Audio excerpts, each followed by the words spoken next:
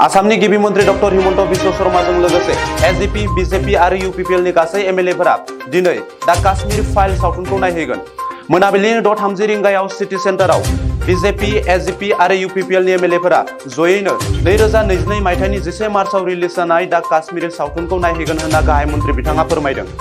मख'जाथाव दि दा काश्मीर फाइल सावथुना दासान्दि हादरनाङै सावरायजाथाव मोनसे आयदा जानानै दं। बे सावथुनखौ काश्मीरी पन्डितफोरनि सैथो जाथायखौ बिथा खालामनानै दिहुननाय जादों। माबोरै काश्मीर पन्डितफोरा न' गारनानै खारनांदोंमोन, माबोरैहाय काश्मीरी पन्डितफोरा दुखु खस्थ' सैनांदोंमोन, बेफोर जाथायखौ बे सावथुनाव दिन्थिनाय जादों। बे सावथुनखौ मोजां मोननानै हादरनि गुबुन गुबुन रायजोफोराव टेक्स फ्री होननानैबो फोसावनायखौ नुनो मोननाय जादों। विवेक अग्निहोत्रीजों बिथोन होजानाय बे सावथुनखौ गोबां सुबुंफोरजों अनसायजानायखौ नुनो मोननाय जादों।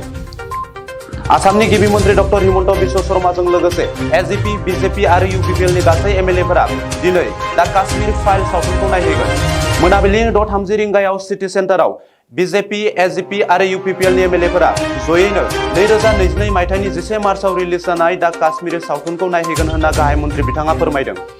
मख'जाथाव दि दा काश्मीर फाइल सावथुना दासान्दि हादरनाङै सावरायजाथाव मोनसे आयदा जानानै दं। बे सावथुनखौ काश्मीरी पन्डितफोरनि सैथो जाथायखौ बिथा खालामनानै दिहुननाय जादों। माबोरै काश्मीर पन्डितफोरा न' गारनानै खारनांदोंमोन, माबोरैहाय काश्मीरी पन्डितफोरा दुखु खस्थ' सैनांदोंमोन, बेफोर जाथायखौ बे सावथुनाव दिन्थिनाय जादों। बे सावथुनखौ मोजां मोननानै हादरनि गुबुन गुबुन रायजोफोराव टेक्स फ्री होननानैबो फोसावनायखौ नुनो मोननाय जादों। विवेक अग्निहोत्रीजों बिथोन होजानाय बे सावथुनखौ गोबां सुबुंफोरजों अनसायजानायखौ नुनो मोननाय जादों।